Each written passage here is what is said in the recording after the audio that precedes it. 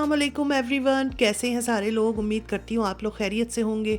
सारी beautiful ladies, आप लोग कैसी हैं? अल्लाह करे आप लोग भी खैरियत से हों, बहुत खुश हों। अल्हम्दुलिल्लाह मैं भी ठीक हूँ।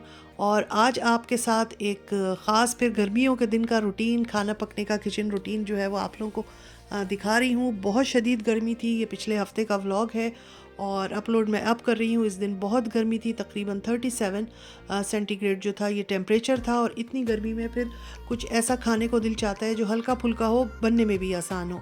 तो मैंने सोचा आलू वाली तहरी बना लेते हैं, हल्की होती है, अच्छी लगती है। मगर इत्तेफाक से इस दिन मेरे पास ना चटनी, ना मेरे पास कुछ सैलेड का सामान, कुछ भी नहीं था। और मैंने सोचा कि यार खाली ताहरी तो नहीं अच्छी लगेगी। फिर ख्याल आया कि दही रखा हुआ है और मैं उसमें उसके साथ जो है वो दही बड़े बना लेती हूँ। अच्छा, ये सुबह ही मैंने सोच लिया था और मैंने फिर दाल जो है वो भिगो दी थी। वैसे तो मैं पूरी रात के लिए भिगोती हूँ, मगर ये कि प्लान सुबह बना तो सुबह सुबह उठकर मैंने दाल भिगो दी थी, जो 12 बजे तक बहुत अच्छी भीग गई। तो उसके बाद फिर मैंने दही बड़े बनाए थे और अभी मैं आलू की तहरी बना रही हूँ। जैसे जैसे बनती जाएगी आप लोग देखते रहिएगा, बहुत आसान है। और आलू वो मैंने इसमें काट कर डाल दिए हैं और थोड़ा सा इनको मैं पहले गला लूँगी। बाकी सारे वही मसाले लग जाएंगे, नमक, मिर्च, हल्दी, धनिया, गरम मसाला और ये सारा कुछ। और दही बड़ों की जो रेसिपी है वो मैं कई बार आप लोगों को पूरी दिखा चुकी हूँ कि मैं किस तरह दही बड़े बनाती हूँ, तो इस वक्त मैं पूरी रेसिपी नहीं दे रही हूँ। अच्छा जी, टाइटल आप लोगों ने पढ़ा और समझ में नहीं आ रहा होगा कि क्या बात है कि मैं अपने ससुर के जो है ख़त्म पर जाने की तैयारी कर रही हूँ। तो जी, ये मैंने टाइटल लिखा था। तो ये टाइटल मैंने इसलिए लिखा कि मेरे ससुर का ख़त्म नहीं है और ना ही मैं किसी के ख़त्म पर जाने की ऐसी तैयारी करती हूँ। तो ये मैंने मेरी नज़र से कल इंस्टाग्राम पर एक रील गुज़री जो किसी खातून ने लगाई हुई थी कि, और उसके ऊपर टाइटल जो है वो ये लिखा हुआ था कि ससुर के ख़त्म पर जाने की तैयारी। और बाकायदा उन्होंने फिर दिखाया कि उन्होंने एक ब्लैक ड्रेस जो है वो निकाला, उसको जो है बेड पर बिछा कर लेटा कर पूरा ड्रेस दिखाया। फिर साथ में उसके मैचिंग के उन्होंने पर्ल्स के कड़े दिखाए, जो है वो क्योंकि ब्लैक पे वाइट एम्ब्रॉयडरी हुई हुई थी तो वाइट उन्होंने कड़े निकाल के दिखाए। फिर उसी के मैचिंग के उन्होंने बुंदे रखे, फिर उसी के मैचिंग का उन्होंने क्लच रखा और मैचिंग की सैंडल रखी और साथ में परफ्यूम निकाल के दिखाया। और फेस पर लगाने की कोई क्रीम व्रीम थी वो भी रखी। तो मैं देखकर इतना हैरान हुई हूँ, मतलब मैं इतना रील्स वगैरह देखती हूँ इंस्टाग्राम पर, तो ये वाली रील जो थी ना कि ससुर के ख़त्म पर जाने की तैयारी, ये मेरी नज़र से पहली बार गुजरी है और मेरे ख्याल है ये अपलोड भी किसी ने पहली बार ही की होगी। जिसे देखकर इतना बुरा लगा, इतना अफसोस हुआ कि हमारे जो इंस्टाग्राम के इन्फ्लुएंसर्स हैं ये क्या मैसेज दे रहे हैं, क्या दिखाना चाह रहे हैं। आपके पास कोई और टाइटल नहीं था लगाने के लिए? क्या आप अपने अब्बू के ख़त्म पर जाने की तैयारी करती तब भी ऐसा ही टाइटल लगाती? मेरे जहन में फ़ौरन यही ख्याल आया और मैं ये देख रही थी कि मतलब फिर मैंने उनका वो जाके चेक किया इंस्टाग्राम। वो कोई बहुत बड़ी इन्फ्लुएंसर नहीं थी, चंद सौ या शायद 1000-1500 उनके फॉलोअर्स थे और बहुत ही बेकार सा उनका वो पेज था। मगर उन्होंने जो ये टाइटल लगाकर ये दिखाने की कोशिश की थी, उनकी इस सोच पर जो है ना बहुत ज़्यादा अफसोस हुआ। तो मैंने सोचा, मेरा दिल तो ये चाह रहा था कि मैं पूरा आपको करके उसमें दिखाती कि कैसे उन्होंने अपना सूट निकाला और उसको बिछाया और फिर उस पर चीज़ें रखी, उसकी मैचिंग की। मगर ये है कि मैंने कहा कि छोड़ो, इस फजूल सी चीज़ को क्यों मैं प्रोमोट करूं, बस इस पे बात ही कर लेती हूँ।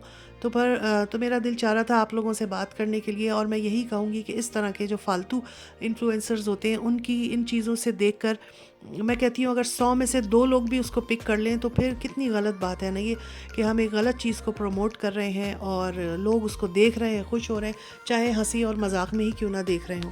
मगर मुझे बहुत ही बुरा लगा, बहुत अफसोस हुआ उनकी इस जहनीत पर, इस सोच पर कि उन्होंने थंबनेल मतलब टाइटल क्या लगाया कि ससुर के ख़त्म पर जाने की तैयारी। आप लोग खुद सोचें, मतलब सोचें ज़रा, थोड़ी देर बैठ के खामोशी से रहकर ज़रा सोचिएगा। बहरहाल बहुत अफसोस हुआ तो मैंने कहा चले आज आप लोगों के साथ इस पर बात करती हूँ। और नेक्स्ट व्लॉग भी बहुत बहुत ज़बरदस्त और इंटरेस्टिंग आने वाला है। मैंने सोचा है कि जो चीज़ें मुझे इंस्टाग्राम पर या यूट्यूब पर थोड़ी सी अजीब सी लगती हैं तो वो थोड़े से हम उस पर आप लोगों के साथ बात किया करेंगे कि क्या वो मुझे ही अजीब व गरीब लग रही हैं या आप लोगों को भी लगती हैं। तो अब नेक्स्ट व्लॉग का जो वो है, मैंने कंटेंट वो सोच लिया है। आप लोग साथ रहिएगा, काफ़ी इंटरेस्टिंग है, मज़ा आएगा। और यहाँ पर आप लोगों से बातें करते करते तहरी जो है वो तैयार होने वाली है। अब मैं इसमें थोड़ा सा पानी रह गया, इसको दम पर लगाऊंगी। और इसी तरह करते करते जो है वो काम हो गया है। इस दिन काफ़ी गर्मी थी और पिछले हफ्ते का व्लॉग है ये। और बस अब मुझे लगता है कि हमारी तरफ गर्मी नहीं आएगी, क्योंकि अब आगे सितंबर शुरू हो रहा है और सितंबर में इतनी शदीद गर्मी कभी भी मैंने यहाँ नहीं देखी। यहाँ जो गर्मी का टाइम होता है वो जुलाई या अगस्त, ये 2 महीनों में बहुत मर्तबा जो है वो हीट वेव आ जाती है और बहुत शदीद गर्मी पड़ती है, और कि बस फिर दुआ यही होने लगती है कि गर्मी ना आया करे। अच्छा जी, दही बड़े बन गए हैं, मज़ेदार से दही बड़े बन गए हैं। बस में चाट मसाला डाला है, थोड़ी सी इमली की चटनी निकल आई थी फ्रीज़ की हुई, वो निकाली है, वो डाली है, और बस हमारे गर्मियों के दोपहर का ये बेहतरीन सा खाना जो है वो तैयार हो गया है। मैंने तो थोड़ी सी ताहरी ली थी और बाकी भर भर कर दही बड़े खाए थे। बड़ा मज़ा आया था। तो अल्लाह का शुक्र है कि बस ये चीज़ें तैयार हो गई हैं, और लंच मैं अकेले ही करूँगी क्योंकि मेरी बेटी और मेरे हस्बैंड जो थे वो लंच टाइम पे नहीं थे। तो यहाँ पर मैंने अपने लिए निकाली है तहरी और साथ में दही बड़े। आप लोगों को उम्मीद है अच्छे लगे होंगे, और एक लंच का जो है वो आइडिया मिल गया होगा जिस दिन भी गर्मी हो, बल्कि अभी तो बहुत सारी जगहों पर गर्मी है पाकिस्तान में भी। तो आप लोग भी बनाइएगा, सबको बहुत अच्छी लगेगी। अच्छा, यहाँ पर मैं लेके आई हुई थी आलू बुखारे हाफ़ kg। मैं बना रही हूँ आज आलू बुखारे का शरबत, बहुत ही मज़े का। यकीन करें, मैंने पिछले दिनों आड़ू का शरबत भी आप लोगों को दिखाया था, वो उसके बाद ही या उसके साथ साथ ही मैंने ये भी बनाया था। ये थोड़ी सी इमली है, ये भी रखी है मैंने। तो ये आलू बुखारे और इमली का शरबत है।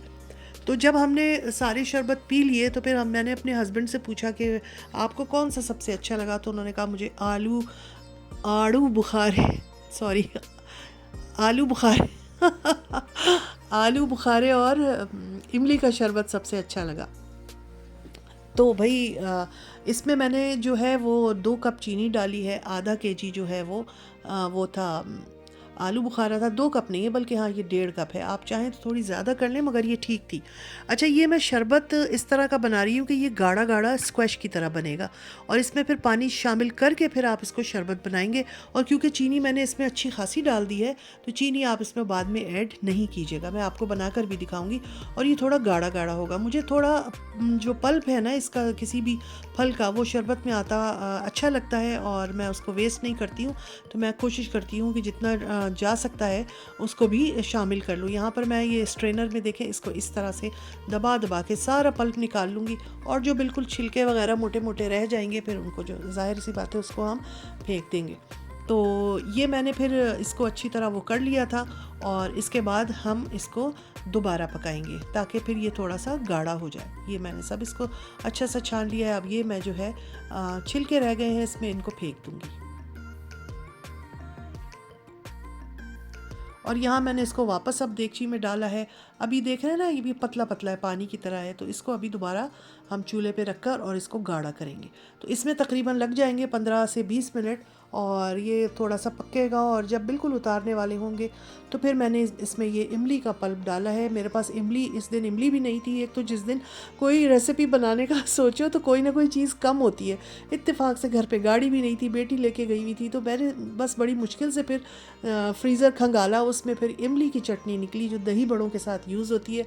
तो आधी मैंने दही बड़ों में डाली थी और आधी मैंने इसमें डाली, मगर बड़े ही मज़े का टेस्ट आया था, क्योंकि इस इमली की चटनी में ज़ीरा भी था, काला नमक भी था, और थोड़ी सी लाल मिर्चें और सौंठ वगैरह भी थी।